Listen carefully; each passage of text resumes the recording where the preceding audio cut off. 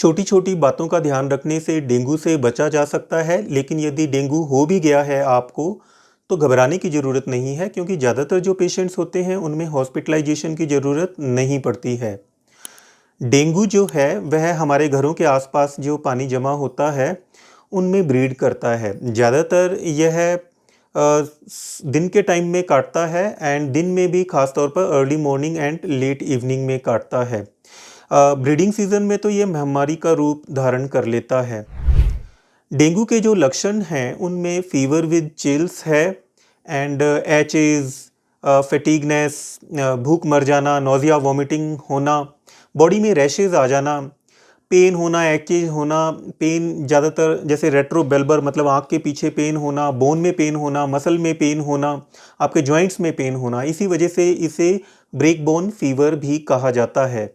ज़्यादातर लोगों में जो सिम्टम्स हैं वो नहीं आते हैं, जिनमें आते भी हैं वो एक वायरल इलनेस की तरह से सिम्टम्स आते हैं, जैसे कि सिर दर्द होना, शरीर में दर्द होना एंड बुखार होना।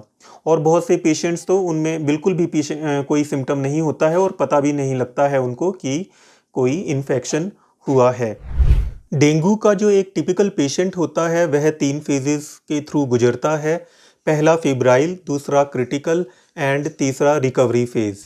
जो फेब्राइल फेज़ होता है उसमें फीवर होता है, बॉडी में पेन, सिर दर्द होना।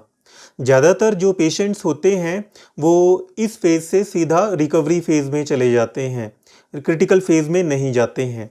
लेकिन जो कुछ पेशेंट्स होते हैं वो क्रिटिकल फेज़ में चले जाते हैं। क्रिटिकल फेज़ में पेशेंट को हॉस्पिटलाइजेशन एंड मॉनिटरिंग की ज़रूरत पड़ती है।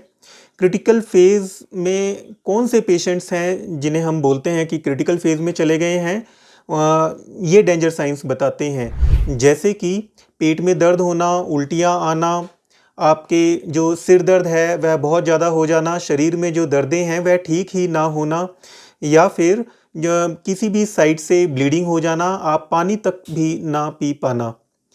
तो ऐसे पेशेंट्स क्रिटिकल फेज़ में चले जाते हैं। इनको 48 से 72 घंटे तक हॉस्पिटल की सेटिंग में रखना पड़ता है और मॉनिटरिंग करनी पड़ती है। मॉनिटरिंग में हम 2 चीज़ों की मॉनिटरिंग करते हैं, एचबी एंड हेमाटोक्रिट। ये हेमाटोक्रिट क्या है? हेमाटोक्रिट जो है, यदि हम टोटल आरबीसीज़ के वॉल्यूम को यदि डिवाइड कर दिए ब्लड के वॉल्यूम से, टोटल ब्लड वॉल्यूम से, तो हमें हेमाटोक्रिट की वैल्यू मिलती है। एचबी एंड हेमाटोक्रिट की वैल्यू हमें सीबीसी टेस्ट करवाने से मिल जाती है। जो हेमाटोक्रिट एंड एचबी है, इसकी जो मॉनिटरिंग है वह मोर इम्पॉर्टेंट है प्लेटलेट काउंट से भी ज़्यादा। लोग सोचते हैं कि प्लेटलेट काउंट ज़्यादा इम्पॉर्टेंट होते हैं, लेकिन ऐसा नहीं है। एंड दूसरे से तीसरे दिन, बुखार के दूसरे से तीसरे दिन हमें सीबीसी टेस्ट करवा लेना चाहिए और हमें बेसलाइन वैल्यू मिल जाती है इन टेस्टों की। बेसलाइन वैल्यू से यदि 20% ज़्यादा एचबी एंड हेमाटोक्रिट की वैल्यू यदि बढ़ जाती है तो इसका मतलब होता है पेशेंट को हॉस्पिटलाइजेशन की ज़रूरत है। यदि यह हेमाटोक्रिट एचबी जो है ड्रास्टिकली कम हो जाए एंड पेशेंट डिटेरियोरेट हो रहा है, इसका मतलब कि इंटरनल ब्लीडिंग होने लग रही है और पेशेंट को अर्जेंट ब्लड ट्रांसफ्यूज़न की ज़रूरत है। यदि यह इन दोनों वैल्यूज़ में यदि थोड़ा सा कम हो और पेशेंट ठीक होने लग रहा है, इसका मतलब कि पेशेंट की रिकवरी हो रही है। अब बात करते हैं प्लेटलेट काउंट्स की। प्लेटलेट काउंट्स यदि कम होते हैं तो ज़्यादा चिंता करने की बात नहीं है। बहुत ज़्यादा कम हो जाते हैं तब भी कोई ज़्यादा चिंता की बात नहीं, यदि कोई ब्लीडिंग नहीं हो रही है।